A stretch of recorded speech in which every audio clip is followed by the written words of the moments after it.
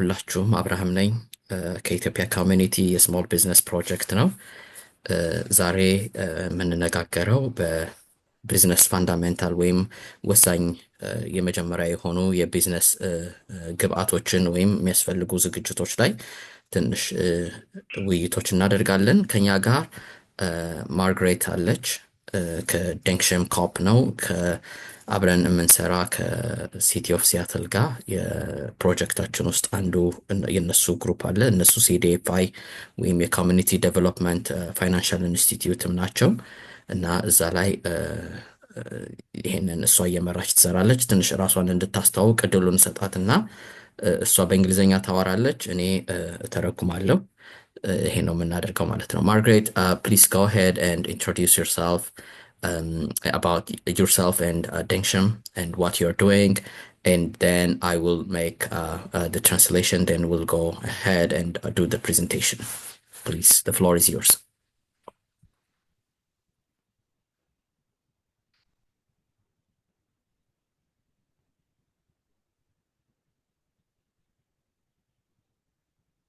You can go ahead, Margaret. Give me a minute.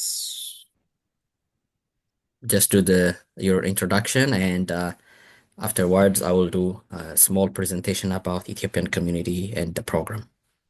Then you'll do your presentation. Oh, I just introduced myself first, and then you'll do the ECS presentation? Correct. Okay. Hello, everybody. My name is Margaret Gidaiga. I am from Dencham Corp. I'm the business service manager there. Today, I'll be your presenter, just teaching you a few fundamentals of business. As we just create financial literacy in our Black community. I don't know whether I should present on Dencham now or later. I can probably share the file. You okay with me sharing the PPT file now? Yeah, you can do that if you want, or Yeah. we can just do a quick presentation, then you'll do the Dengsham on your presentation. I think that's better. Sorry, I'm a bit lost. Come again? I was saying you just do your introduction very shortly, and the details you'll come later on after I do my presentation. Okay, so I have introduced myself. Hi, everybody. My name is Margaret Gidaiga. I am from Dencham. I'm the business service manager. So anytime any customer comes to Dencham and they want to get to know what we do, I'm the person who does the discovery call and has a conversation with you and tells you about our organization and how we're structured. And thereafter also helps you with the loan application. So give you a guidance, and if you have any questions, I'm the person who would help you put your application together to submit to underwriting. ፐርፌክት። እንግዲህ ማርግሬት ከደንሸም ነው የምትሰራው።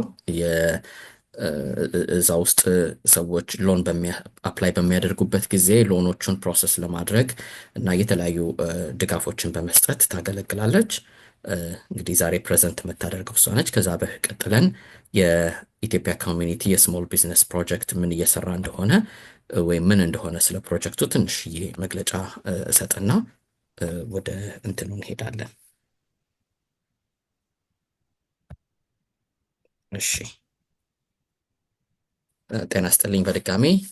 አብርሃም ከኢትዮጵያ ኮሚኒቲ የስሞል ቢዝነስ ፕሮጀክት ነው። ዛሬ ማርች 13 2025። እንግዲህ ይሄ ፕሮግራም ምንድን ነው? መጀመሪያ የኢትዮጵያ ኮሚኒቲ የስሞል ቢዝነስ ካፒታል ሬድነስ ፕሮጀክት ነው። ሚሽኑ empowering entrepreneurs in Ethiopian community through financial literacy and access to resource ነው። ቢዝነሶችን ወይም የቢዝነስ ባለቤቶችን የፋይናንሻል ትምህርት በመስጠት እና የሪሶርሶችን ወይም ያሉትን መረጃዎችና ኢንፎርሜሽኖችን በመስጠት ለካፒታል አክሰስ እንዲኖራቸው ማዘጋጀት ነው። እንግዲህ የጠቅላላ ፕሮግራሙ እቅድ ማለት ነው። እዚህ ላይ አብረውን የሚሰሩ የተለያዩ ግሩፖች አሉ። ስራው የሚሰራው ከሲቲ ኦፍ ሲያትል ጋር ነው። ኦቨርቪው ስናደርግ the Ethiopian community is a center, serves as a vital hub for Ethiopians diaspora in the Pacific Northwest, providing support and resources for culturally appropriate በሆነ መንገድ ሰፖርት እያደረግን የቢዝነስ ኮሚኒቲውንም ሆነ ሌሎችንም ሰዎች ድጋፍ እየሰጠን እንቆያለን ማለት ነው።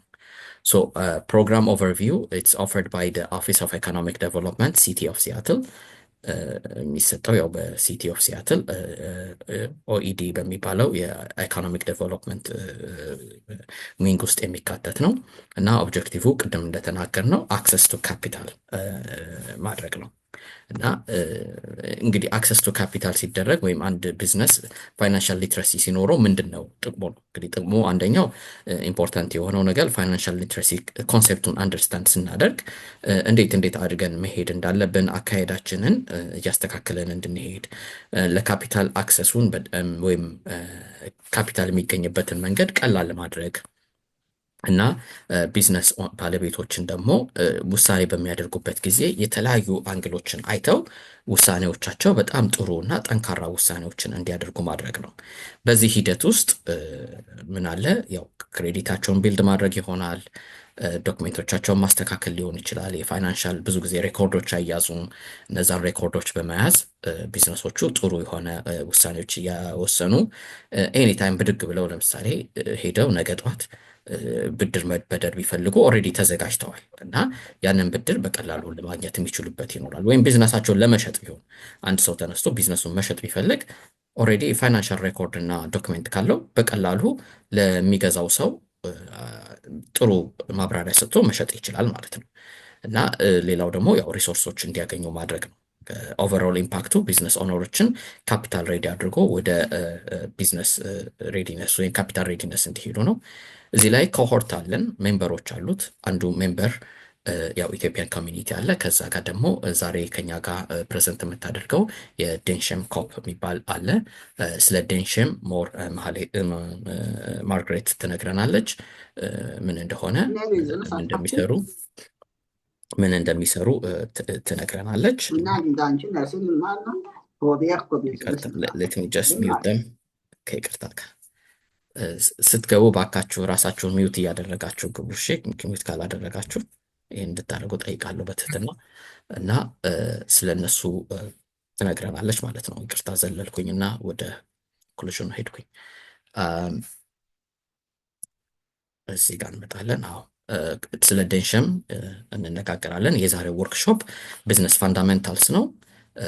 ቤዚክ የሆኑ የቢዝነስ ወይም መሰረታዊ የሆኑ የቢዝነስ ነጥቦችን መጎብኘት ነው ማለት ነው። በአጠቃላይ መሰረታዊ የሆኑ ምንድን ናቸው እነዛ መሰረታዊ ነገሮችን የሚለውን እናያለን። ፐርፐዙ ለእናንተ ለተሳታፊዎቹ ጠቅላላ እውቀት ሰጥቶ ከዴንሸም ጋር የሚገኘውን ሰርቪስም መጠቀም ካስፈለገ ሰርቪሱን እንድንጠቀም ማድረግ ነው። እና ያው እኔን ታገኙኝ ስሞል ቢዝነስ ካፒታል ሬዲነስ ፕሮጀክት ውስጥ ነው የምሰራው። ኮንታክት ያለ በኋላ ኮንታክቴን ሼር አደርጋለሁ። በዚህ ላይ የኛን ፕሬዘንቴሽን አጠናቀቃለሁ። Margaret, I have finished my presentation. I think you can go ahead and do your presentation now. Thank you. Try and share my screen.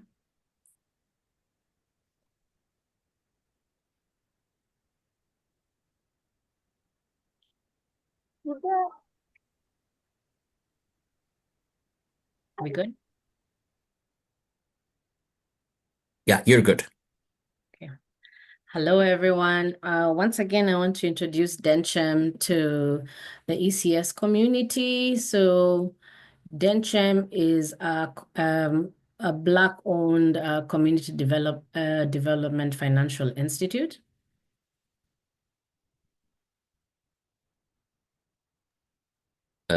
እንግዲህ ዴንሸም ማን ነው የሚለውን ነገር እየነገረችን ነው። ዴንሸም ለጥቁሮች ባለቤቶች ለሆኑ ድርጅት የሚካሄድ ወይም ድጋፍ የሚሰጥ ድርጅት ነው። Yeah. We started in 2018 and we've been on lending to businesses in Washington State. So far, we've disbursed about 1.5 million this year. 2018 ነው የተቋቋመው። ዴንሸም በጥቁሮች ናቸው ባለቤቶቹ፣ የጥቁር ኮሚኒቲዎች ናቸው እና ከተቋቋመ ከ2018 ነው። ያው ብድር ይሰጣል። ዋናው ስራው ብድር መስጠት ነው እና በዚህ ዓመት it's this year, right? 1.5 within this year. Oh, sorry, the last financial year. Okay, the last ባለፈው ዓመት በ2024 $1.5 ሚሊዮን ብድር ሰጥተዋል ማለት ነው። ለተለያዩ ቢዝነሶች ማለት ነው። So to qualify for our loans, you need to be a business that is licensed in Washington State and doing business in Washington State. ብድር ለመውሰድ ቢዝነሱ በዋሽንግተን ስቴት ውስጥ ሬጅስተርድ የሆነ ቢዝነስ መሆን አለበት ማለት ነው። አንዱ የመጀመሪያው ኳሊፊኬሽን ይሄ ነው የሚጠይቁት። Yes, and your business must be generating cash flow. So it can't be a startup. It has to be a business that is already up and running, and we're going to help you scale up. ኦኬ ሌላው ቢዝነሱ ኦልሬዲ ፋንክሽን የሚያደርግ እየሰራ ያለ ገንዘብ እያመጣ ያለ ድርጅት መሆን አለበት። ካሽ ፍሎ ከሌለው ወይም እንቅስቃሴ ከሌለው ለዚህ ፕሮግራም አይሰራም ማለት ነው። ሁለተኛው ሪኳየርመንት ይሄ ነው። ቢዝነሱ አክቲቭ ሆኖ ኦፕሬሽናል መሆን መቻል አለበት ማለት ነው። The other most important part of our lending is that we lend based on community impact. So you will need to show us how your business is impacting the community. I'll give you an example. If somebody had a car wash and everybody that they've employed in the car wash say is someone who's been impacted by the justice system, that would show, hey, they have 10 people or 10 families that are being put back economically on the mend because these people are being employed. ዋናው ሌላው ደግሞ ሶስተኛው ሪኳየርመንት ለኮሚኒቲው ላይ የሚፈጥረውን ተጽዕኖ ማሳየት መቻል አለብን። ለምሳሌ አንድ ሰው የመኪና ማጠቢያ ቢኖረው እዛ መኪና ማጠቢያ ላይ 10 ሰዎች ቢኖሩ እነዛ 10 ሰዎች ሌትሴ በጀስቲስ ሲስተም ሊሆን ይችላል ወይም በተለያዩ ነገሮች ኢምፓክትድ ከሆኑ ወይም ከተጠቁ እነዛን ሰዎች እንደሚያገለግልና እንደሚረዳ ወይም የተለያዩ ነገሮች ሊሆን ይችላሉ። ሴቶችን ሊሆን ይችላል ወይም ህፃናትን ሊሆን ይችላል እያገዘና ኮሚኒቲው ላይ ውጤት እያመጣ መሆኑን ኢምፓክት ማሳየቱን መቻል አለበት ብድሩን ለመውሰድ ማለት ነው። Other features of our loan is that it's one loan product. It's for 3 years. And for new business that is coming on board, we usually do between 10 to 50,000 at a flat fee of 10%. And for those who are doing repeat, they can get a maximum of 100,000. ፕሮዳክታቸው አንድ አይነት ነው። ለ3 ዓመት የሚሰራ ነው። እሱም ከ10,000 እስከ 50,000 ድረስ ነው የሚሰጠው። ለመጀመሪያ ጊዜ እንደ የሚያቀርቡት የፕሮጀክት አይነት ፍላት ፊ ነው ያለው 10% አንድ ይከፈላል። ለምሳሌ 50,000 ብር ከወሰደ 5,000 ብር ነው ለ3 ዓመት የሚከፈለው ማለት ነው። ከዛ በኋላ ሎኑን ይሰጠዋል ማለት ነው። እንደገና ደግሞ ምናልባት ሪፒቴድሊ የመጣ ካለ ማክሲመም እስከ 100,000 ድረስ ሎን መውሰድ ይችላል። And most importantly, our loan product is unsecured. So accessing the funds once the loan has been approved is very quick, and access to funds then becomes easier. ዋናው እነዚህ ኢምፓክት ዋሽንግተን ላይ መሆኑ በጥቁሮች ወይም በብላክ ኮሚኒቲ ኦንድ መደረጉ ቢዝነሱ እነዚህ አይነት መረጃዎች ካሉ ቢዝነሱ ኳሊፋይድ ይሆናል ማለት ነው ሎኑን ለመውሰድ። እና ሎኑ ደግሞ ምንም አይነት የሴኪሪቲ ጥያቄ አይኖርበትም ወይም የኮላትራል ጥያቄ አይኖረውም ማለት ነው። ቀጥታ ሎኑ አፕሩቭድ ከሆነ ይሰጠዋል ማለት ነው። ወዲያውኑ አክሰስ ማድረግ ይችላል ማለት ነው። አንሴኪርድ ሎን ነው። So if you have further questions, you can always reach out to me. I can give you more details. And if you need to know whether you are pre-qualified, you can always reach out and we'll help you. ተጨማሪ ጥያቄ ካላችሁ ያው ኮንታክቴን እሰጣችኋለሁ። በኔም በኩል በአብርሃም በኩል ማግኘት ስለሚቻል የምትፈልጉ ሬዲ የሆናችሁ ቢዝነሶች አፕላይ ማድረግ ይቻላል ማለት ነው። ይሄ ስለ ደንክሸን ነው እንግዲህ። ኦኬ go ahead. Now moving to the topic of our day. Today, our topic is on business fundamentals. እንግዲህ ወደ ዛሬው ቶፒክ እንሄዳለን። የዛሬው ፕሮግራም ቢዝነስ ፋንዳሜንታልስ ነው ወይም የቢዝነስ መሰረታዊ ነጥቦች ወይም ነገሮችን ነው የምናየው ማለት ነው። ምንድናቸው እነዚህ መሰረታዊ የሆኑ ነገሮች? So the approach I took is more of a new business or one that is starting up or one that was started but not formally put into place. So we're just giving you ideas on how you can formalize your business. እንግዲህ እዚህ ጋር አስዩም የሚደረገው ጀስት የጀመረ ቢዝነስ ወይም ሊጀምር ያለን ቢዝነስ ነው እንደ ሞዴል ተደርጎ እየተጠቀመ ያለው እና ያ ቢዝነስ ምን ያስፈልገዋል ሲጀመር ማለት ነው እንግዲህ So the main topics we're going to discuss today are business structure, financing, marketing, and branding. እዚህ ላይ ዛሬ የምናወራቸው ሶስት ርዕሶች ይኖሩናል። ከነዚህ ርዕሶች ውስጥ አንዱ ቢዝነስ ስትራክቸር ወይም የቢዝነሱ አወቃቀር እንዴት መሆን አለበት የሚለውን እናወራለን። ስለ ፋይናንስ እንነጋገራለን። ወይም ከዛ ደግሞ የማርኬቲንግ እና የብራንዲንግ ራሳችንን እንዴት አድርገን ወደ ገበያ እንደምንገባ የተለየ ስም እንደምንሰጠው እሱን ነካ ነካ እያደረግን እናያለን ማለት ነው። ኦኬ So, for a business plan, the first thing you want to think about is ownership and structure of your organization or what it is that you want to start up.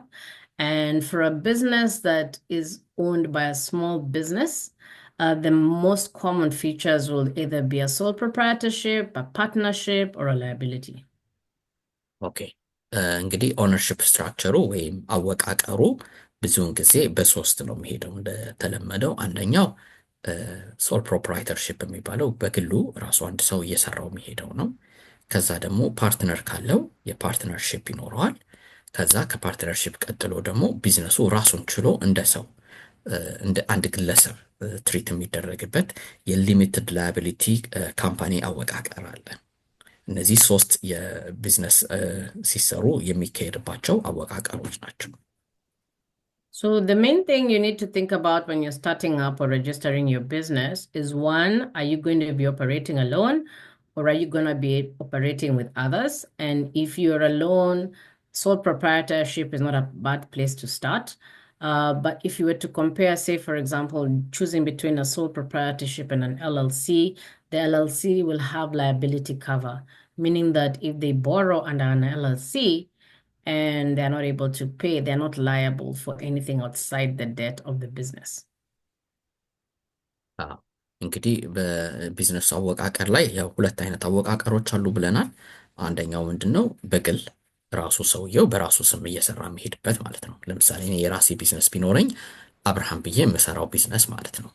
ሌላኛው አወቃቀር ደግሞ ራሱን የቻለ ከኔ ተለይቶ እኔ ቢዝነስ ውስጥ እሰራለሁ፣ ግን ራሱ ቢዝነሱ በራሱ የሚሄድበት ሁኔታ ይኖራል። ለምሳሌ አንድ ስም ሰጠዋለሁ ማለት ነው። ኤክስ ዋይ ዚ ኤልኤልሲ ብዬ ብሰጠው ኤክስ ዋይ ዚ ኤልኤልሲ ባለቤቱ እኔ ነኝ። ብድር የሚወስደው ግን ድርጅቱ ነው። ድርጅቱ የሚጠየቀው ለተበደረው ላበደረው ነገር ሙሉ ለሙሉ ኃላፊነቱ የድርጅቱ ይሆናል እንበል 100,000 ብር ቢወስድ ያ ድርጅት መክፈል ባይችል ተጠያቂነቱ ድርጅቱ ነው እስከ 100,000 ብር ድረስ ያለው። አንሌስ ባለቤትየው የፐርሰናል ጋራንቲ እስካልሰጠ ድረስ የድርጅቱ ሙሉ ለሙሉ ኃላፊነቱ የሚሆነው ድርጅቱ ላይ ነው የሚሆነው ማለት ነው። ስለዚህ ትልቁ አድቫንቴጅ ምንድነው? የላያቢሊቲ ካቨሬጅ ወይም ጥላ ይኖረዋል ማለት ነው። ከተወሰነው ሊሚት በኋላ ወደ ግል ንብረቱ አይመጣም በኤልኤልሲ በሚሰራበት ጊዜ ማለት ነው። So for where you have multiple owners, more than one person, you want to consider either having a partnership or an LLC. And the reason why maybe you'd consider an LLC would be because you want to limit liability and also be able to have less tax, that obligation at the end of the day. እና ያው ዋናው የላያቢሊቲ ጉዳይ ነው። እንግዲህ ትልቁ ነገር ይሄም እንትን የሚያደርገው ላያቢሊቲውን ወደሚቀጥሉት ሰዎች ተላልፎ እንዳይሄድ ወይም ኃላፊነቱ ማለት ነው እንዳይሄድ ኤልኤልሲ ካቨሬጁ ወይም ከለላለቱ የሚጠቅመው በዚህ ጊዜ ነው። ፓርትነርሺፕም ቢሆን ሴም ቲንግ የፓርትነርሺፕ ኤልኤልሲ ይኖረዋል። በዛ ውስጥ እነዛ ቢዝነስ ፓርትነሮቹ ኤልኤልሲ ከሆኑ እያንዳንዱ ለወጣው ወይም ለኮንትሪቢዩሽኑ ብቻ ነው ላያብል የሚሆነው ማለት ነው። ከዛ በላይ ተጠያቂነት አይመጣበትም። So all of these terms are a bit tricky, and sometimes applying for these business licenses may be a bit of a challenge. So get help, get business technical assistance for someone to help you set up. You can, talk to Abraham at ECS. You can go to other nonprofits like Growing Contigo. There is Urban League in Seattle. There are nonprofits like IRC and many others where you can get technical assistance to help you set up your business. እንግዲህ ቢዝነሱን ሴት በሚደረግበት ጊዜ በራስ ከመታገል ከሚያውቁ ባለሙያዎች ጋር መነጋገር ጥሩ ነው። ብዙውን ጊዜ እንዴት ሆኖ እንደሚካሄዱ አሁን በእኛ በኩል በዚህ በኢትዮጵያን ኮሚኒቲ እኔ ያለሁኝ ቢዝነሶቻችሁን ሴታፕ የምታደርጉ በተለይ እንግዲህ አሁን ቅድም ማርግሬት እንደነገረችን ለአዲስ ቢዝነስ ነው ለኒው ቢዝነስ ኦነርስ ነው እያወራን ያለ ነው እና መታችሁ በምትነጋግሩን ጊዜ ከመጀመሪያው ጀምሮ ይሄ ኤልኤልሲው እንዴት ፎርም እንደሚደረግ ፕሮግራሙ እንዴት እንደሚሰራ ሁሉ ነገር በዝርዝር አሳይተናችሁ የምትመዘገቡበት ነገር ይኖራል። በተጨማሪ ሌሎችም አሉ ይህንን የሚረዱ ከኛ ጋር የሚሰሩ አሉ። እንደ እርባን ሊግ አለ፣ ግሮዊንግ ኮንቲጎ የሚባል አለ፣ ቴቦር 100 የሚባል አለ። ሌሎችም አሉ። ግን በአጠቃላይ ከኔ ጀምሮ ሁላችንም እዚህ ነገር ላይ ስለምንረዳ ብታናገሩን በደስታ ልንረዳችሁ ልናገለግላችሁ ፈቃደኞች ነን። So management structure, you need to decide how you're going to establish your organizational chart and ensure that the owners and operators have industry experience. እንግዲህ አሁን ትልቁ ነገር ደግሞ ቢዝነሱ አወቃቀር ሊኖረው ያስፈልጋል። ምን መስራት አለበት እንደ ችሎታው ማለት ነው። እዛ ላይ ብዙ ጊዜ ያው እንደምታውቁት እኛ ሁሉንም ነገር ስለምንሰራው ችግር ላይ ነው ያለነው ሁላችንም። በተቻለ መጠን ግን ስራ ማከፋፈል መጀመሪያ አስቡ። ማን ስራውን ይስራ፣ ማን ሂሳብ ይስራ፣ ማን ካሼር ይሁን፣ ማን ገንዘብ ያስገባ፣ ይሄ ማን ባንኩን ይቆጣጠር የሚለውን ነገር በደንብ አድርጎ ስትራክቸር ማድረጉ በጣም ይረዳል። ይሄ ያው ባለቤትየው ቁጭ ብሎ መስራት ይችላል ይኖርበታል። ወይም ደግሞ ትናንሽ ጠቃቀን ስልጠናዎችን በመውሰድ እንዴት አድርጎ ድርጅቱን ኦርጋናይዝ አድርጎ እንደሚሰራ መረዳት ይችላል። So a good example would be in the long haul transport. You need drivers who have good experience so that you can reduce your accidents risk and manage theft. ለምሳሌ ጥሩ ምሳሌ ለመውሰድ ያህል እነዚህ ሰማይ ትራክ የሚወስዱ ባለቤቶች ሆኑ ሎንግ ዲስታንስ የሚሄዱ ማለት ነው ኢንተርስቴት የሚሄዱ እነሱን ትራንስፖርተሮችን ብታዩ አንዱ የሚያስፈልገው ነገር የመጀመሪያው እንትን መኪናውን የሚነዳ ሰው ነው። መኪናውን የሚነዳው ሰው ጥሩ ኤክስፒሪየንስ ከሌለው አደጋ ነው የሚያመጣብን ማለት ነው። ስለዚህ የዛን ሰውዬ ኤክስፒሪየንሱን እንዲህ አይነት ነገሮችን በደንብ ቼክ አድርጎ ነው መቀጠር ያለበት ማለት ነው። So again, for the long haul business, if you're a business owner doing that long haul kind of business, your track record and roadmap, knowing the road of where your vehicles are going really helps to manage the business better. ስለዚህ እንደዚህ አሁን ለዚህ ላይ ለምሳሌ ትራክ ሬኮርዱ ወይም የሮድ ማፑን ራሱ መረዳት የት ቦታ ነው የሚሄደው፣ ምን አይነት ኮንዲሽን ላይ ነው የሚሄደው፣ ሲዝኑን ማወቅ። ለምሳሌ አንዳንድ ጊዜ በጣም ከባድ ሲዝኖች አሉ። መኪናዎቹ ሄደው እዛ ተቀርቅረው ሊቀሩ ይችላሉ 3 4 ቀን 5 ቀን አደጋም የሚመጣባቸው ሁኔታዎች አሉ። ስለዚህ አንዳንድ ጊዜ ካለማወቅ ስህተት ውስጥ እንዳንገባ በደንብ አድርጎ ነገሮችን ተረድቶ መስራቱ በጣም ስለሚጠቅም ነው። ከዚህ ቀደም የሰማናቸው አሉ። አሁን ለምሳሌ በጣም ሲቪር የሆነ የዊንተር ኮንዲሽን በሚኖርበት ጊዜ ትራኮቹ ሄደው መውጣት አይችሉም። በቃ እዛ 4 5 ቀን ኢቨን ሃይዌይ ላይ ተቀርቅረው የሚቀሩ አሉ ብዙ ጊዜ። እና እንዲህ አይነት ችግር ውስጥ እንዳይገቡ መረዳትና ያንን ነገር በደንብ አድርጎ ማጥራት ያስፈልጋል ማለት ነው። So if today you decide to open a school and you're a doctor, you'd still need to employ people who are licensed. So licensed teachers and get administrative staff to run the school successfully. ለምሳሌ አንድ ሐኪም ትምህርት ቤት መክፈት ይፈልግ አንዱ የሚያስፈልገው ምንድነው? ላይሰንስድ የሆኑ አስተማሪዎች ነው፣ መምህራን ያስፈልጉታል።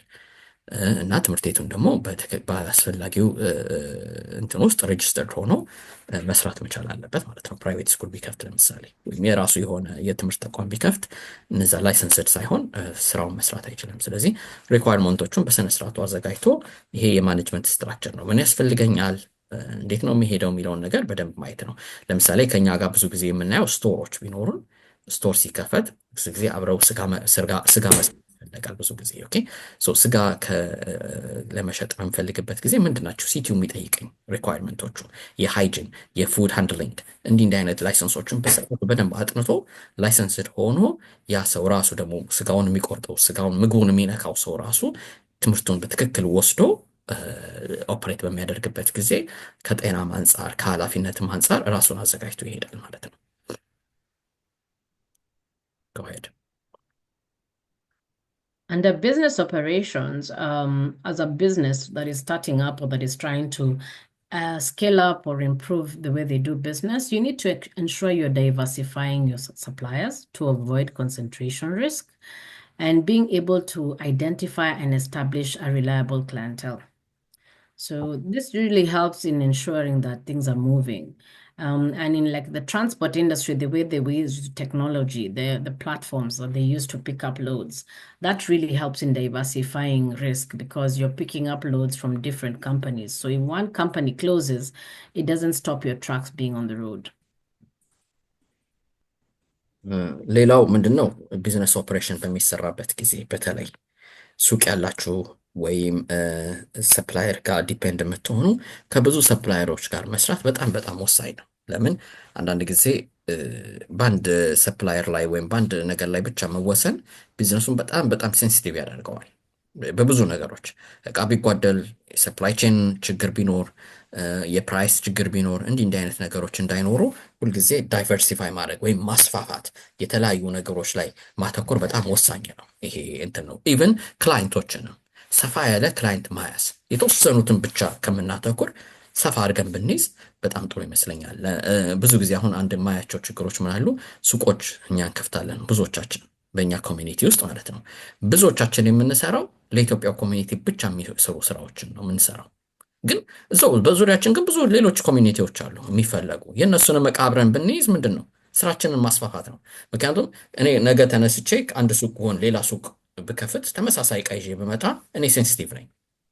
ምክንያቱም ሌላ ተወዳዳሪ ከጎን ያለ። ግን ክላይንት ቤዞቼን ራሱ ማስፋቴ በጣም ወሳኝ ነው። እዛ ሱቅ ላይ ለህንድ ኮሚኒቲ የሚሆን ይችላል፣ ለኢትዮጵያ ኮሚኒቲው ሊሆን ይችላል፣ ለጥቁሮች የሚሆን እቃዎች ሊሆን ይችላሉ፣ ወይም ለሌላው ለኤዥያን የሚሆን ፕሮዳክቶች ሊሆን ይችላሉ። እነዚህም ፕሮዳክቶች ሰፋ ሰፋ አድርገን ስንይዝ ክላይንት ቤዛችንን ባሰፋን ቁጥር አንደኛ ዲፔንደብሊቲያችን በጣም ውስን ይሆናል። ስለዚህ ገቢው ደግሞ የዛኑ ያህል የመጨመር እድል አለው ማለት ነው። ትራንስፖርትም ላይ ቢሆን እንደዛ ነው። አሁን አንዳንድ ጊዜ አንድ ቢግ ኮንትራት ይያዛል። ሌትስ ሴ ከአማዞን ላይ ሊሆን ይችላል። አማዞን የሆነ ችግር ቢያጋጥመው በቃ የኔ ስራ ተቋረጠ ማለት ነው። ስለዚህ የተለያዩ ቦታዎች ላይ ስራዎችን ማስፋፋት፣ ኮንትራቶችን መያዜ በጣም ይጠቅመኛል ማለት ነው። አንዱ ስትራቴጂው ይሄ ነው ቢዝነስ ኦፐሬሽን ላይ። Yeah, a good example also would be adult family homes that is very common in our community. Many people rush to buy a home and put all the furniture and hope that they're going to make money. And they don't plan well for how they're going to source for their clients. So many of these homes, after being licensed, they are the use of various strategies to source for clients is key, and a provider being a nurse usually helps this kind of business in networking the hospitals to staff their businesses. So in my experience, all the clients who are coming to us as adult family homes, I can clearly tell this business has a nurse who's working or who owns a home because they are able to staff their AFH very easily. So that particular business, especially adult family homes, I've seen many people struggle because they're relying on one case worker for 15 homes to staff their homes, rather than have a network where they have several people they can source for clients. And understanding that maybe one of you has to work in that hospital to have a closer touch to the patients and be able to get when they're discharged coming into the adult family home. Yeah. So it's just understanding your clientele and making sure you have many areas or many places to source for new clients. Yeah. ሌላው አሁን እኛም ራሱ ብዙ ሰዎች እየመጡ አሁን እያናገሩን ያለው ትክክለኛ ነገር አሁን ያነሳቸው ምንድነው የአዳልት ፋሚሊ ሆም ቢዝነስ ነው። ቢዝነሱ ይቋቋማል፣ ሰው ቤት ይገዛል፣ አስፈላጊውን ሪሞዴሊንግ ብዙ ወጪ ተወጥቶ ይሰራል። ከዛ በኋላ ግን ክላይንት ለማግኘት መከራ ነው። ምክንያቱም አንደኛ በጣም ኮምፒቲሽን እየበዛ ነው ያለው። ሪሶርሳችንን እንዴት እንደምናደርግ ከክላይንቶቹ ጋር ፕራይቬት ክላይንቶቹን እንዴት እንደሚያዝ ምናምን ሳናቅ ነው የምንገባው፣ ሁላችንም በቂ ጥናት ሳናደርግ ማለት ነው። እና ብዙ ጊዜ አሁን ለምሳሌ ባለሙያ የሆኑት ግን ሰክሰስፉል ሲሆኑ ይታያሉ። ለምን? አንዳንድ ጊዜ በየሆስፒታሎቹ በየምናምን ስለሚሰሩ ኮኔክሽኑ አላቸው። ቀጥታ ሄደው ከሆስፒታሎቹ ጋር ፔሸንቶቹን የመውሰድ በቀላሉ ከኬዝ ወርከሮቹ ጋር ተግባብተው ኮንትራቱን የመውሰድ የማሸነፍ ነገር አላቸው። ለምን? ኢንተርናል ወይም ኢንሳይድ ኢንፎርሜሽን ስላላቸው ማለት ነው። ስለዚህ ይሄ አንዱ የአዳልት ፋሚሊ ሆም ላይ የሚገኘው ፌስ እያደረጉት ያለው ችግር በአንድ ሶርስ ላይ በዲኤስኤችኤስ ላይ ወይም በተለያዩ ነገሮች ላይ ብቻ ዲፔንድ ያደርጉና ያችኑ ያለችዋን ክላይንት ስለምንሻማት ሰክሰስ ለማድረግ ችግር ላይ ያሉ በጣም ብዙ አሉ ራይት ነው። እና ይህን ነገር አብሮ ማየቱ በጣም ጥሩ ስለሆነ ነው ማለት ነው። እንደ ምሳሌ የዳይቨርሲፊኬሽንን ነገሮች ነው ወይም የተለያዩ ነገሮች ላይ ሶርሳችንን እንድናይ የሚያደርገውን ነገር እንደ ምሳሌ ነው ያመጣ ነው ማለት ነው እዚህ ጋር። So you also need to analyze your competition and substitutes. If you know, in our community we love to take coffee, you need to know, you know, what are the other shops that are near you that are providing competition and are providing substitutes like tea, juices, water, anything that can be subsidized for coffee. And other than just driving around and looking at Google Maps, it's good also to do market survey by going to professionals who can help you. Like, for example, in King County, we do have our collab that meets every Thursday at Beacon Hill, and there's a business to liaison person there called Tina, who's very good with research and can be able to analyze for you and tell you, hey, you're trying to open a coffee shop. There are 72 coffee shops in this zip code. And so you have to then decide if you're still going to go ahead and open the shop. What's the best location and what your niche will be? ሌላው ኮምፒቲሽኑን እና ሳብስቲቲዩሽን ወይም አማራጮችን በደንብ አድርጎ ማጥናት ያስፈልጋል። ኦኬ ይህንን ለማድረግ ለምሳሌ አንድ ሰው ቡና የሚሸጥ ከሆነ ቡናው ለምሳሌ የቡና ሳብስቲቲዩት ምንድን ነው? ብዙ ጊዜ ሻይ ወይም ቡና ነው የምንመርጠው። ስለዚህ የቡና ሁልጊዜ ተፎካካሪው በሻይ ይኖራል ማለት ነው። ስለዚህ ያንን ነገሮች በደንብ አንደርስታንድ ማድረግ ሰው ምን ላይ ነው ብዙ ጊዜ እንዴት ነው እንደ አማራጭ የሚሄደው ያንን መረዳት መቻል ማለት ነው። ይሄን ቡናው እንደ አንድ ምሳሌ ስለተሰጠ ነው፣ ግን በፕሮዳክቶች ምሳሌም ማየት ይቻላል። መኪናዎችን ብንወስድ የተለያዩ መኪናዎች ይኖራሉ። ሌትስ ሴ ቮልቮ አጌንስት ሜርሴዲስ ሊሆን ይችላል። ቮልቮ ወይም ሜርሴዲስ አጌንስት ቢኤምደብሊው ሊሆን ይችላል። እንደዚህ አይነት ሳብስቲቲዎችን መረዳት መቻል ነው። ሌላው ኮምፒቲሽንን ነው። ኮምፒቲሽን እንግዲህ አንዱ ብዙ ጊዜ እኛ ጉግል ማፕ አድርገን ወር ምናምን ነው የምንሄደው። ከሱ ይልቅ እንደዚህ የኮሚኒቲ ቦታዎች አሉ፣ በደንብ ላይብራሪዎች ለምሳሌ እነሱን መጠቀም። አሁን ለምሳሌ ኪንግ ካውንቲ ውስጥ ቢከን ሂል ላይ ቲና የምትባል ሰው አለች። እሷ ጋር አሁን ቀጥታ ሄዳችሁ ኢንፎርሜሽን ብትጠይቋት አይ ብሊቭ ኤቭሪ ተርስዴይ ነው መሰለኝ ኢዝ ዛት ራይት? ያ ኤቭሪ ሐሙስ በየሳምንቱ ሐሙስ አቬለብል ናት ለመርዳት ማለት ነው። ኢንፎርሜሽን ትሰጠናለች። ለምሳሌ ቡና ከሆነ ስለ ቡና ትልቅ መረጃ አላቸው እነሱ። ስንት ኮፊ ሾፖች አሉ በየአቅጣጫው፣ ምን አይነት ናቸው፣ የትኛው ዚፕ ኮድ ላይ። ምክንያቱም ኮምፒቲሽን ውስጥ ዘለን እንዳንገባ ማለት ነው፣ እንዳንታሰር። በተለይ አሁን የአዳልት ፋሚሊ የምትከፍቱ ሰዎች ይህን አይነት መረጃ ይዛችሁ ብትከፍቱ በጣም በጣም ወሳኝ ነው። የት ጋር ነው ያሉት? ምክንያቱም ኔክስት ዶር ላይ ዝም ብለን በስሜት ነው ብዙ ጊዜ የምንሄደው ማለት ነው። ወይም አካባቢዎቹን በደንብ ማጥናት ያስፈልጋል። እና ጥሩ የገበያ ጥናቶችን ለማድረግ በዴታ የተመሰረተ ኢንፎርሜሽን ቢወሰድ፣ በተለይ የኮሚኒቲ ሰርቪሶች ላይ ስላለ ቲናን ብታናግሩ ቢከን ሂል ኢንፎርሜሽን ልትሰጣችሁ ትችላለች ማለት ነው። አድራሻዋን ሼር እናደርጋቸዋለን። ዊ ካን ሼር ቲናስ አድሬስ ራይት ኮንታክት። Yes, so also our website has the collab information under the events. You just register and you'll be sent for a link to join the event virtually, and you can also go there in person to attend the collab every week on Thursday, 12 to 2. በጣም ጥሩ። እንዳውም ይሄ አሁን የምትነግረን የደንሸም ላይ የእነሱ ዌብሳይት ላይ እንዴት አድርጎ እዛ ኮላፕ ላይ ፓርቲሲፔትን ማድረግ እንደሚቻል ራሳችን ሬጅስተር አድርገን በኋላ ላይ አድራሻውን ስለምትሰጠን በሱ ተጠቅማችሁ ኢንፎርሜሽኖቹን በደንብ መውሰድ ይቻላል ማለት ነው።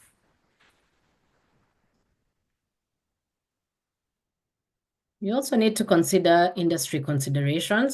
So in this changing climates, there's monitoring of political, economic, and social factors. Keep up with technology advancements. Be aware of what the regulations are, the regulatory changes impacting your business. So, you know, in the current regime, there are so many changes that are happening. And if you say, for example, own an adult family home, you need to be really aware what laws are changing politically, economically. What is that would change that would affect your business? For example, during COVID, all these people who had nursing homes, they were greatly affected because there were a lot of deaths in those nursing homes, and the government decided to shut them down. So people went out of business because of social factors. We were just social distancing. So if you had a business that required people to be in touch face to face, your business closed down. So it's always good to monitor what's happening in the industry. And then for another example, good example of what regulations can do to damage or impact businesses is the recent government budget cuts that have affected some agencies. There are nonprofits that have to have shut down mainly because they lost funding from federal government. So those who had not planned, who had not thought, hey, these people the new regime might not want to fund nonprofits toward this kind of projects. If they didn't fund, they have now closed shop because they didn't have a plan. ሌላው ትልቁ ነገር ኢንዱስትሪውን በደንብ መረዳት ነው። በዛ በኢንዱስትሪ ውስጥ እንግዲህ የሚካተቱ የተለያዩ ነገሮች አሉ። የፖለቲካል ቼንጅ፣ የጋቨርንመንት ቼንጅ ይኖራል። የኢኮኖሚክ ዞሮ ዞሮ ፖሊሲ ቼንጆቹ ቢዝነሶቻችንን አፌክት ሊያደርጉ ይችላሉ። እነዛን በጥሩ ሁኔታ መረዳት በጣም በጣም ወሳኝ ነው። ለምሳሌ በኮቪድ ጊዜ የዚህ የነርሲንግ ሆም እና የአዳልት ፋሚሊ ሆም ያላቸው ብዙዎቹ ሰዎች እየሞቱ ስለሆነ ብዙ የተዘጉ አሉ፣ ብዙ አፌክትድ የሆኑ አሉ። ራይት ነው። ለምሳሌ አሁን በአዲሱ አስተዳደር የታሪፍ ጉዳይ ለምሳሌ አለ። ሙሉ ለሙሉ አሁን ኢምፖርት ዲፔንደንት የሆኑ ድርጅቶች በታሪፉ ምክንያት ብቻ በጣም ከፍተኛ የሆነ ኪሳራ እየመጣባቸው ያሉ አሉ። እስከ 25% እስከ 50% እየተባለ ያለባቸው ሲቹዌሽኖች አሉ። ስለዚህ እነዛን ነገሮች በደንብ ሞኒተር አድርጎ አስቀድሞ መዘጋጀት፣ ለምሳሌ ይሄ ነገር ለውጥ እንደሚመጣ መገመት የሚቻል ከሆነ ሰፕላዩን በቂ አድርጎ ማዘዝ፣ ከፋይናንስ ሁኔታ ጋር ተዘጋጅቶ መጠበቅ፣ እንዲህ አይነት ነገሮችን ራሱ አስቀድሞ መተንበይና ጥናት ማድረግ በጣም በጣም ወሳኝ ነው። ስለዚህ ጆሮንም አይንንም መክፈት ያስፈልጋል ማለት ነው ስራው በሚሰራበት ጊዜ። Oh, I have a question for you. What business would not be wise to start in this current season? ጥያቄ አለኝ ለእናንተ የምጠይቃችሁ ነው የምትለው ማርግሬት። ለምሳሌ በዚህ አሁን ባለው ሲቹዌሽን ጥሩ ያልሆነ ቢዝነስ፣ መከፈት የሌለበት ቢዝነስ ምንድን ነው? እንደው ምን ትገምታላችሁ? አንሚዩት እያደረጋችሁ መናገር ትችላላችሁ። You were asking what businesses are not good to open right now? Oh yeah, which business would you not open in Washington, for example? Because of the current situation, the current admin, right? Everything. Yeah. Political, economic, social, technology. What business is a bad idea in your view to open in Washington? So I was thinking about this and I thought, Washington, it always rains. So if you're going to have a business that specifically has to be outdoor 24 hours in a year, then you have to make sure it's covered because half the time you will not be able to run the business. So I wouldn't, if I have no money and I'm doing a small business as a small business owner, I wouldn't pick a business that is outdoor. Unless I know it's going to be seasonal, it's only for summertime. But if I'm hoping to run my business all year round and it's outside, then that would be a challenge. ሌላው እንግዲህ ኢንቫይሮንመንቱን ራሱ ማየት ነው። እንግዲህ ኢንቫይሮንመንት አሁን ለምሳሌ ሲያትል ብዙ ጊዜ የዝናባማ ሀገር ነው እና ለምሳሌ ትንሽ የኪዮስክ እየከፈትኩኝ ከሆነ ያቺ ኪዮስክ ውጭ ከሆነች እና ካቨር ከሌላት ሰዎች እኔ ጋር ሊመጡና እቃዬን ፒክ ሊያደርጉ አይችሉም፣ ምክንያቱም ሬኒንግ ነው። ስለዚህ አንሌስ ሳመር ታይም ላይ ብቻ ዲፔንድ የምታደርግ ካልሆነች ማለት ነው። ይሄን ነገር በደንብ ማሰብ ያስፈልጋል። የዌዘር ኮንዲሽኑንም አይቶ መጠለያዎቹንም ሁሉንም ነገር ኮንሲደር እንድናደርግ ነው ማለት ነው። Okay. So we move on to financial planning. So the first thing when you think about financial planning is money, money, money. So capital injection will be required for any business. If you're thinking of starting any business, you need to find out where are you getting your startup capital or where you're going to get money to inject into this business for it to start running.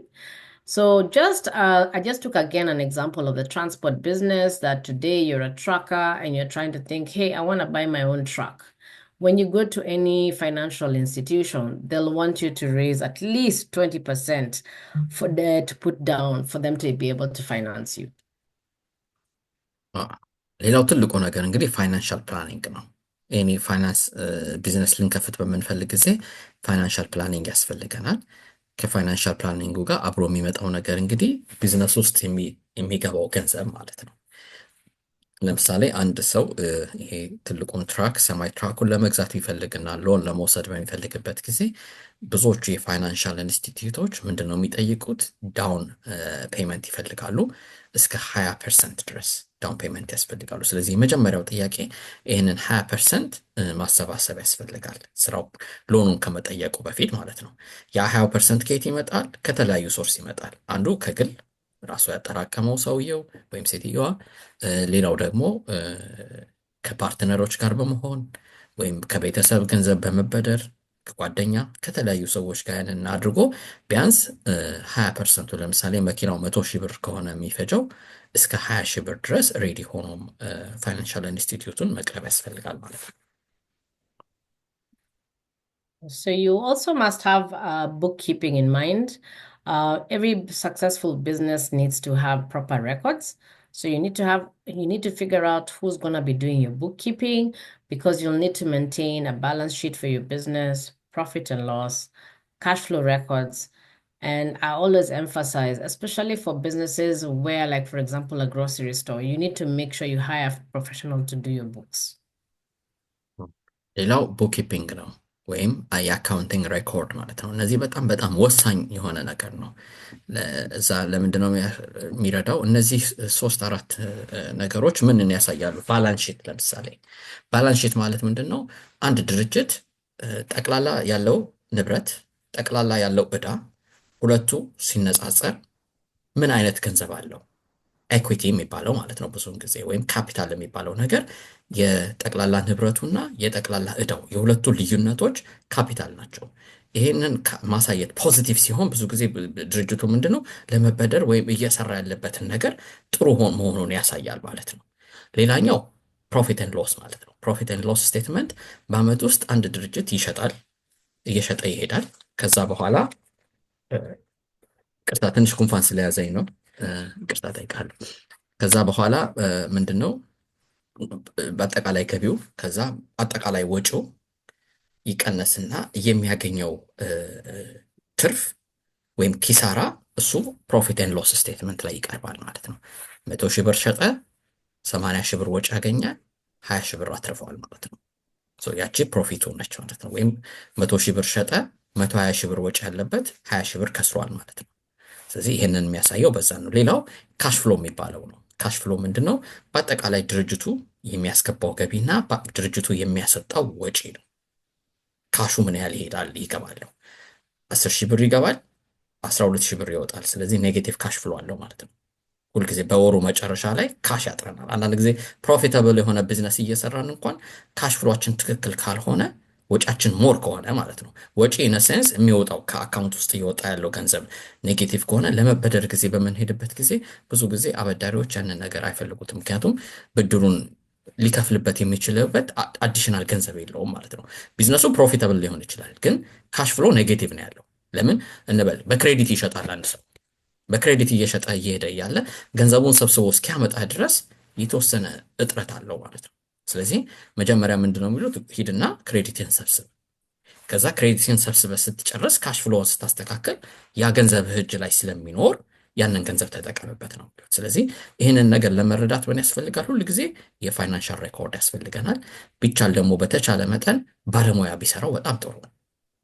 ከቻለን እኛ አሁን ብዙ ሶፍትዌሮች አሉ፣ እነሱን ተጠቅመን መስራት እንችላለን። እንደ ኩዊክ ቡክ እንደዚህ ያሉ ሶፍትዌሮች አሉ። በጣም ቀላል ናቸው። ቀላል ትሬኒንጎችን ወስዶ ራሳችን ሬኮርዱን እንሰራዋለን። ግን ፋይናሊ ቢያንስ በ3 ወር አንድ ጊዜ የሂሳብ ባለሙያ ሪፖርታችንን እያየ ምክር እየሰጠ ብንሄድ በጣም በጣም ጥሩ ነው ብለን እንመክራለን። So hiring a professional is not cheap. Sometimes it can be outside the cost. I mean, outside the reach of a small business owner. So it's good to get support also from nonprofits to have this in place.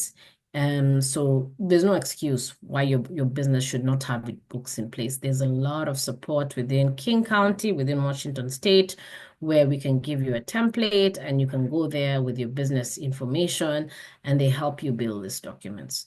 Because this, other than helping you build business capital ready, really helps you understand your business. What are the main expenses? What are the things you can change to improve your revenue or reduce your cost? ሌላው ምንድነው ትልቁ ነገር የባለሙያ እርዳታ ማግኘት ነው። የምንሰራውን ነገር ማወቅ ያስፈልጋል። ትልቁ ነገር ማለት ነው። የምንሰራውን ነገር ካወቀን እውቀት ነው አይደለ? ለሰው ልጆች ትልቁ አቅም። እውቀት እንዲኖረን ደግሞ መማር ነው ያለብን። ለመማር ደግሞ በአሁን ጊዜ ብዙ ነን ፕሮፊቶች አሉ። አሁን ይኸው እኛ ጋር አለ፣ ዴንክሸም አለ፣ ሌሎችም ቦታዎች ላይ ስሞል በኪንግ ካውንቲ ውስጥም ሆነ በዋሽንግተን ስቴት ውስጥ በአጠቃላይ ብዙ ብዙ እውቀት የሚገኝባቸው ብዙ ገንዘብ ሳንከፍልባቸው በነፃ ሁሉ የሚሰጡ ትምህርቶች አሉ። ስለዚህ እውቀት ኖሮን በእውቀት ስንሰራ ሁልጊዜ ምን ይሆናል? አካሄዳችንን ጥሩ የሆነ ኢንፎርምድ የሆነ ዲሲዥን ብለናል ቅድም ስንጀምር ኢንትሮዳክሽኑ ላይ ስናደርግ። ኢንፎርምድ የሆነ ዲሲዥን ማለት በእውቀት የሚሰራ ውሳኔ ማለት ነው። ኪሳራ እንኳን ቢኖረን ኪሳራችንን በትክክል ማወቅ ለምን ምን ይረዳናል? ኪሳራችንን እየቀነስ ነው የምንመጣው። እውቀት አለን። አሁን ብዙዎቻችን ስንጠየቅ ምንድን ነው ስራ ቀዝቅዟል እንላለን። ኦኬ ቀዝቅዞ ሊሆን ይችላል። የምንሰጠው መልስ ነው አሁን እዚህ ጋር የምናገረው። ብዙ ጊዜ ስጠይቃችሁ ስራ ቀዝቅዟል፣ በምን ያህል ቀዘቀዘ? አምና ስንት ነበር የምሰራው? ላስት ማንት ስንት ነበር የምሰራው? አናውቀውም። በግምት ነው የምንሰራው ሁሌ። ይሄ ቢዝነስ ፋንዳሜንታል ውስጥ አሁን ትልቁ ነገር ይሄ ነው። መሰረታዊ ጥያቄዎች ናቸው። ስራ ቀዝቅዞብኛል? አዎ። በስንት? በ20%። ለምን ቀዘቀዘ? አሁን ዳታው ካለን ከላይ የሚባሉት ክላይንቶች አልመጡም። ለምን አልመጡም? ደውሎ ቼክ ይደረጋል። እኔማ ይላል ያ ክላይንት ሌትስ ሴይ እዚህ ጋር የሚባል ቦታ ካንተ የተሻለ ዋጋ አግኝቻለሁ፣ ወደዛ ሄጄ ነው። ወይም ትራቭል አድርጎ ነው፣ አገር ቤት ሄዶ ሊሆን ይችላል ያ ክላይንት። ስለዚህ በመረጃ ስንሄድ ሁልጊዜ ምን ይሆናል? ኢንፎርምድ የሆነ ዲሲዥን ስናደርግ ነገሮቻችን እንሄዳለን። እና በጣም የምናበረታታችሁ የፕሮፌሽናል እርዳታ ጠይቁ፣ ወይም የባለሙያ እርዳታ ጠይቁ ማለት ነው። So use of financial technology and customer relation management systems for payment and client tracking is also very important. So if you're a tracker, you need to go find out what are people using for their CRMs, what are they using to collect payments, what are they using to track their vehicles. You must use technology to be able to stay and survive in that industry. So for those businesses that are able to understand that they have to embrace technology and know what is happening in their industry and be in the know and know how to use these tools, they're able to survive. For those who don't, they end up dying off because they can't keep up with the ones that are ahead in terms of technology. ሌላው ምንድነው? ቴክኖሎጂን መጠቀም ነው ትልቁ ነገር። መቼም በአሁን ጊዜ ያለ ቴክኖሎጂ ልንሰራ አንችልም። አሁን ሲአርኤም ካስተመር ሪሌሽን ማኔጀር የሚባል ሶፍትዌር አለ፣ ካስተመሮቻችንን በትክክል የሚያሳየን ማለት ነው። የትኛው ካስተመር ነው ቶሎ ቶሎ የሚመጣው፣ ምን ዕቃ ቶሎ በብዛት ይሸጣል፣ ሱቅ ከሆነ ያለን ወይም የትራንስፖርት ድርጅት ከሆነ ያለን፣ የትኛው እንትን ነው ጥሩ የሚያመጣው፣ የትኛው ትሪፕ የትኛው አገር ጋር ቢኬድ ነው ብዙ ጊዜ ስራ ያለው፣ ያው አወዳድሮ ቁጭ አድርጎ ይሰራልናል። ሌላው ደግሞ ፊንቴክ ነው። የፋይናንሻል ቴክኖሎጂዎች ደግሞ አሉ አሁን እንዳለው ማለት ነው። እንደ ኩዊክ ቡክ አይነቱ በቀላሉ ባንክ አካውንታችን ጋር ቀጥታ ሄዶ ራሱ ስራውን ፒክ ያደርገዋል። እኛ መስራት እንኳን አይጠበቅብንም። እና እንደዚህ አይነት ቴክኖሎጂዎችን መጠቀም በጣም በጣም ጥሩ ነው። ሬኮርዶችን ለመያዝ አንደርስታንድ ለማድረግ ደግሞ ኢዚ ናቸው ለመጠቀምም፣ ብዙ የሚከብዱ አይደሉም። እና ለመረዳት ያህል ግን ሄዶ ከባለሙያዎች ጋር ትንሽዬ ትሬኒንጎችን መውሰድ ማለት ነው። እንዳልኳችሁ እኔ ጋር ብትመጡ በእኛ በኩል የሚሰጡትን እኛ እንሰጣቸዋለን።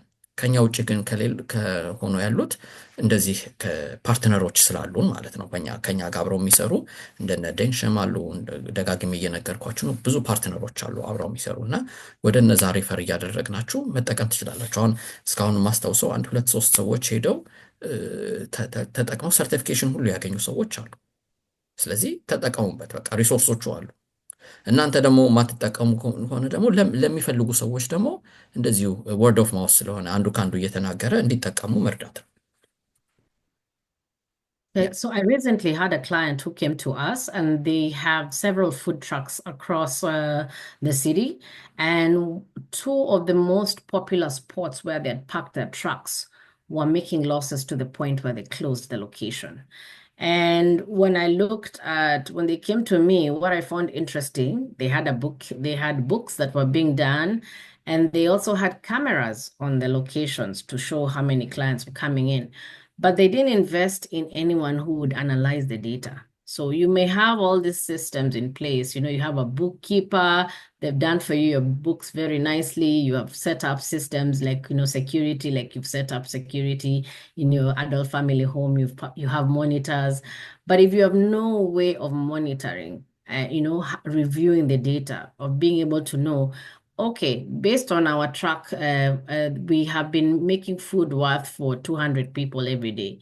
And they're telling us nobody came to the store to buy food, but the food is finished. If they had a way of just knowing every client who comes is a clicker. So even if the staff want to steal and don't want to use the POS system and ask the client to pay cash, you as a business owner are able to know today 200 people visited my shop. So what did those people buy? Why aren't I seeing 200 people in the POS system? So as much as we have systems in place to financial planning, there has to be a way to monitor and keep on periodically checking that everything is okay. ሌላው ትልቁ ነገር ያው ሞኒተር ማድረግ ነው፣ ሲስተም አድርጎ ማለት ነው። አሁን እንደጠቀሰችው ምንድነው የፉድ ትራክ ነበራቸው። ያ ፉድ ትራክ ሁለቱ ሎኬሽኖች በጣም ኦልሞስት የመዘጋት ደረጃ ያህል ደርሰዋል። እና ትልቁ ችግር ምንድነው ምንም አይነት አናሊሲስ የሚሰሩበት ስንት ክላይንት እንደሚመጣ፣ የትኛው ክላይንት ቀረ፣ በቀን ስንት ክላይንት ይመጣል፣ ምን ይገዛሉ የሚለውን ነገር ኢንፎርሜሽኑ ከሌለን ለምንድነው የተዘጋው የሚለውን ነገር በቃ አናውቀውም። አሁን ብዙ ጊዜ ምንድነው በቃ ቀዘቀዘ ነው እኛ የምንለው፣ ስራ የለም በቃ ቀዝቅዟል። ለምን? ቅድም እንዳልነው ነው። ለምሳሌ ክላይንት ዲፔንድ እያደረግን ያለው በተወሰነው ኮሚኒቲው ላይ ብቻ ነው። ሱቆቹ ለምሳሌ የምንሰራው የኢትዮጵያን ፕሮዳክቶች ብቻ እያዘን ከሆነ የምንሰራው፣ እዛ ጋር ሌላ ሱቅ ከተከፈተ ቢዝነሱ ይቀዘቅዛል። ኦፍኮርስ ለምን? ሼር ያደርገናል። ስለዚህ ልክ አውቶማቲካሊ ቁጥሩን እናየዋለን ማለት ነው። እስከ ዛሬ 100 ሰው ነበር የሚመጣው፣ ዛሬ ግን 10 ሰው ነው የመጣው። ለምን የሚለውን ጥያቄ ወዲያውኑ ይመልሳል። ሌት እስኪሆን አይጠብቅም ማለት ነው። ከዛ በኋላ አክሽን ለመውሰድ ይጀምራል ማለት ነው። አንዱ አክሽን ምንድን ነው? ካስተመር ሰርቪስ። ሌላኛው ፕሮዳክት ማስፋት፣ ሌሎች ክላይንቶችን ማምጣት። እንዲህ እያደረገ አክሽን እየወሰደ ይሄዳል። ይሄ ታዲያ ከመረጃ ጋር ሲሆን ነው፣ ከዴታ ጋር ሲሆን፣ ወይም ቢዝነሱ ራሱ ፒክ ሲያደርግ ለምን ፒክ አደረገ ምንድን ነው የሚለውን ነገር በተለይ ይሄ ሲአርኤሙ ወይም የካስተመር ሪሌሽን ማኔጀሩ በጣም ይረዳል። እና ቀላል ኢንቨስትመንቶች ናቸው፣ እነሱ ላይ ቢተኮር በጣም ጥሩ ነው። So finally, open a business account and start building your credit history to access funding through your business. And this will really help you separate your personal account and your personal affairs from your business monies. ሌላው ምንድነው ትልቁ ነገር አንድ ቢዝነስ በሚቋቋምበት ጊዜ ስቲል ተቋቁመው ቢሆን ለምሳሌ ካላደረጋችሁ እንድታደርጉ የምንነግራችሁ በጣም የሚመከር ነገር ምንድነው የቢዝነሱን አካውንት ከፐርሰናል አካውንት መለየት ነው። ትልቁ ነገር ነው። ሁሉም በየራሱ አካውንት ነው መስራት ያለበት እና ያንን ቢዝነስ አካውንት ከፍቶ ክሬዲቱን ሂስትሪውን ቢልድ እያደረጉ መምጣት ነው። እንደዚህ በሚሆንበት ጊዜ ምን ይሆነ ይመጣል? ራሱ ቢዝነሱ እየተሻሻለ ይመጣል።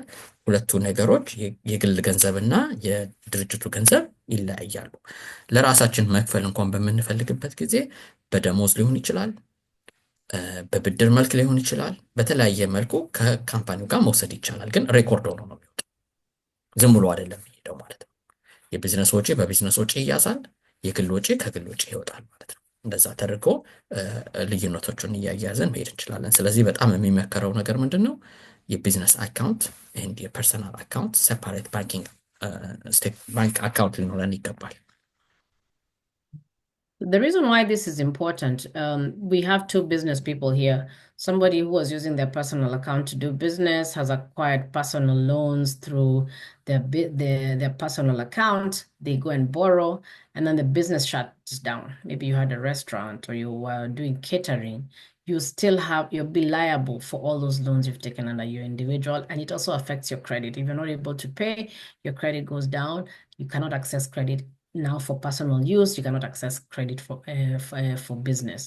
But if you had a business account that was separate from your personal, and you've grown your business account and you're able to borrow through your business account, if the business goes down and it shuts down, your personal credit is still okay. So you're able to buy a home, you're able to buy a car for personal use, and you're able to figure out how to rebuild starting a new business because you haven't affected your personal credit.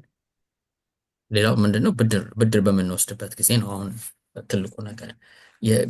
ከግላችን እያወጣን ከሆነ ብድሩን ለቢዝነሱ የሰጠነው ቢዝነሱ በሚዘጋበት ጊዜ ቢዝነሱ ቢበላሽ ማለት ነው፣ ቢበላሽ አውቶማቲካሊ እኛን አፌክት ያደርገናል። ግን ካምፓኒው የራሱ አካውንት ኖሮት የራሱን ብድር ከተወሰደ ቅድም እንዳልነው ምንድነው ኤልኤልሲ እና እኔ የተለያየን ነን። ኤክስ ዋይ ዚ የሚባለው ኤልኤልሲ ኤንድ አብርሃም ቱ ሴፓሬት ኤንቲቲዎች ናቸው። ኢቨን ዶ እኔ ብሰራም እዛ ላይ ድርጅቱ ይሄ ቢሆንም በህግ አይን ግን ሲታይ ምንድነው ኤልኤልሲው ኤክስ ዋይ ዚ ኤልኤልሲ ራሱን የቻለ ካምፓኒ ነው ወይም ግለሰብ ነው። የእሱ ብድር ሙሉ ለሙሉ የእሱ ነው። እኔ በግሌ የምበደረው የግሌ ነው። ኤክስ ዋይ ዚ ቢከስር እና መክፈል ባይችል ፐርሰናሊ እኔ አፌክትድ አልሆንም። ለምን? እኔ የተለያየን ሰዎች ስለሆነን ማለት ነው። ኦፍኮርስ መክፈል ያለብኝ ዕዳ ካለ ዕዳ የምከፍለው ኮንትሪቢሽኔ ላይ ብቻ ነው የሚያቆም። ከዛ በኋላ ወደ ግሌ አይመጣም ማለት ነው። ስለዚህ ትልቁ አድቫንቴጅ ይሄ ነው። ሁለቱ የተለያዩ ነገሮች ስለሆኑ ማለት ነው።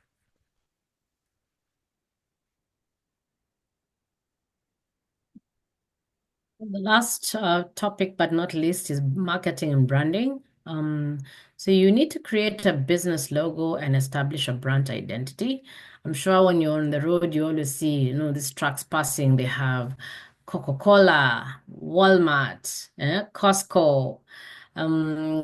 They have that for a reason. It's a way of marketing the business. It's a way of when you see their product, you can recognize it. It's a free way to just market yourself if you're really strong in the market. And then leverage on digital marketing. So for small businesses, this is something that is really key. We may not be able maybe to do a fancy website, but if you have a small grocery store, you really need to ensure you have somebody who's familiar with technology to set up for you a WhatsApp business account, Facebook and Instagram, and just take very good photos for you and have them put there for you to share with your community. I mean, we're from the African community and we're really strong on WhatsApp. So I always advise any small business, if you're not on WhatsApp, start there. If you're not advertising on WhatsApp, on Telegram, on Facebook, on Instagram, start there. Because that's where most people are accessing their information from in our community. For something like website, that might be a bit more engaging. And I'm in a meeting. It's okay. Just tell him to go away and come back later. Please close the door. Sorry. That's my son telling me there's somebody at the door. So as I was saying, that for marketing, the digital marketing space, if you're somebody who is of the technology age, I guess you can try this. But I always encourage people that there are so many, again, business technical assistance programs that are being funded by the various counties and by the state that you can get help from. For example, Growing Contigo are very good with the digital marketing space. They are very savvy with technology. You can go there, they can build you a basic website. They can help you, put your business on Google Maps. They can help you with WhatsApp. So there's small ways you can really vamp up your business to get more people coming in. And then even just use of traditional marketing flyers. I always tell my small business owners, if your target market, for example, is a particular community, like I know, for example, in Ethiopia, there's the Christians and the Muslims. So there'll be the masjids and then there'll be the churches. So you can make flyers and just make a point of, saying, I'm going to attend these 3 churches for the next 3 months, and be ensuring you're putting your flyers on the walls of the church and sharing them with the clergy, and they get to know your business. And then you rotate to the next one and the next one and start building your clientele from that. And even word of mouth, if you have a client walking into your grocery store and you just hand them a sweet or something that has a logo with your business, it is something they can easily be asked by someone, by the way, where did you buy that? And it starts creating a rapport for your business. So mainly when it comes to marketing and branding, I would say it depends on the type of business you're doing, whether you would think you need help, but even the smallest things make a difference. So I always say start from what you know: WhatsApp, Facebook, Instagram. Then maybe look for help to build a website. But flyers are also very good. Emails, word of mouth are also very good. And these community centers where we go to socialize, like churches and the like. And then finally, define the target market for strategic outreach. So, like for us, for example, our target market is the people of color. We are learning to people of color. So, I'm not going to start marketing Denchem to organizations that are not focused on providing services to the underserved. I already know who's my target market. And that way, you don't waste money on branding and marketing on people who you don't intend to bring into your business. ኦኬ እንግዲህ ያው ማርኬቲንግ እና ብራንዲንግን በተመለከተ ነው ይሄኛው ቶፒክ እና ትልቁ ነገር ያው ማርኬቲንግ እና ብራንዲንግ በጣም ወሳኝ ነገር ነው። አሁን በተለምዶ እንኳን ዝም ብለን ስናይ እንደ ምሳሌ ማርግሬት የሰጠችው ምንድን ነው ሌትስ ሴይ ድራይቭ እያደረግን ትራኮች ያልፋሉ። ያ ሎጎ ይኖራል ካስኮ የሚል በቃ ኢሚዲየትሊ ጭንቅላታችን ውስጥ ተቆርሳል ካስኮ ምን እንደሆነ። ኢቨን አንዳንድ ጊዜ ኢማጅን እናደርገዋለን ካስኮ ስናየው ስቶሩን ምኑን ዋልማርት የሚለውን ነገር ስናይ ምን እንደምንፈልግ ሁልጊዜ በቃ ስራቸውን እየሰሩ ነው የሚሄዱት መኪናዎቹ ራሳቸው ማለት ነው። በቃ ከአንዱ ቦታ ወደ አንዱ ቦታ እንኳን ሲያመላልሱ ኮካኮላ የሚለውን ነገር በምናይበት ጊዜ እንዲህ አይነት ነገሮችን እንትን አሉ። ስለዚህ ትልቅ ኢፌክት አላቸው ብራንድ እና ሁልጊዜ ስማችንን ማስታወቅ ራሳችንን እንትን ማለት በዚህ ነገር መጠቀም በጣም ጥሩ ነው። ሌላው ወደ ዲጂታል ማርኬቲንግ ስንመጣ ደግሞ ዲጂታል ማርኬት መቼም በቃ አሁን ዘመኑ ሁሉ ወደ ዲጂታል እየሄደ ነው። ሰዎች ስልክ ላይ ናቸው። በተለይ አሁን በኮሚኒቲ ደረጃ ካያችሁት ወር ዋትሳፕ ላይ ብዙ ሰው ኮሚኒኬሽን ያደርጋል፣ ቴሌግራም ላይ ኮሚኒኬት ያደርጋል።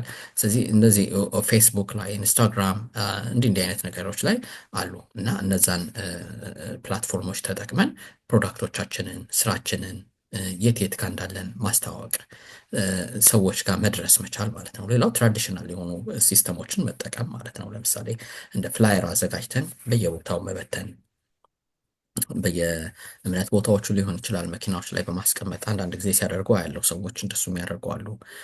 ወይም የተለያየ ኢቨንቶች በሚኖርበት ጊዜ እነዛን ፍላየሮች በመስጠት ማስ ኢሜይሊንግ በመጠቀም እንደዚሁም ደግሞ ወርድ ኦፍ ማውዝ የሚባለው ነው። አንዱ ሰው ከአንዱ ሰው በቃ እንደዚህ የተቀባበለ የሚሄድበትን ሲስተም መጠቀም ጥሩ ነው። ሌላው ታርጌት ማርኬታችንን መለየት ማለት ነው። ለምሳሌ ለደንክሸም ታርጌት ማርኬቱ ጥቁሮች ናቸው። በቃ ከዛ ውጪ ሰርቭ አያደርጉም። ስለዚህ ሁልጊዜ ወዴት ነው የሚሄዱት? ጥቁሮች ናቸው ጋር ነው የሚሄደው። ጥቁሮች ኢንክሉዲንግ አስ ማለት ነው። እኛም ጋር ሌሎችንም ነገሮች እንደዚህ በማድረግ መዳረስ ይቻላል ማለት ነው። ስለዚህ ታርጌታችንን ማወቅ መረዳት። ማን ነው ታርጌት የማደርገው? ወጣቱን ነው? ኢትዮጵያዊውን ነው? ወይንስ በአጠቃላይ ኤዥያውን ማርኬት ነው የሚሄደው? እንደዚህ የሚለውን ነገር ስናይ ቢዝነሱ እያደገ እየዳበረ ይሄዳል ማለት ነው። ከሞላ ጎደል ማርኬቲንግ እና ብራንዲንግ እነዚህን ነገሮች ያካትታሉ ማለት ነው። ዲጂታሉ አለ፣ ትራዲሽናል ዌው አለ። እነዚህን መጠቀም ነው። ኦልራይት። So with that, I come to an end of my presentation. Those are my contacts. Margaret Gidaiga, Business Service Manager. My email is margaret@denchemcorp.com. And that's my Google Voice number. So you can send me a text and I'm able to call you back, 401-216-7199. You can also reach Abraham. He always has access to me, and I usually try and respond in a very quick manner. And I really enjoyed meeting and connecting with all of you. Maybe we can take some questions. I don't know, Abraham, do you have time? We can have maybe more 10-15 minutes we can add. Okay. If people has questions. So here, Margaret contact now. Can you go back a little? Yeah, this is her contact. ስሟ አለ፣ ቢዝነስ ሰርቪስ ማኔጀር ነች። ኢሜል አድራሻው አለ፣ ስልክ ቁጥሩ አለ። ቀጥታ ልታገኟት ከፈለጋችሁ ልታገኟት ትችላላችሁ። ከዛም ውጭ ግን በሌ በኩል ልታገኟት ትችላላችሁ። ያው ምክንያቱም አብረን የምንሰራቸው ብዙ ፕሮጀክቶች አሉ ከነሱ ጋር መነጋገር እንችላለን ማለት ነው። ሪፈር አድርገናችሁ ቀጥታ ልታገኟት ትችላላችሁ። ከዚህ በተጨማሪ ጥያቄ ካለ ለአንድ ለ10 ደቂቃ ያህል ጥያቄና መልስ ፍሎሩን እንከፍታለን። ራሳችሁን አንሚዩት እያደረጋችሁ መጠየቅ ይቻላል። Thank you. እናመሰግናለን ሁሉ ነው።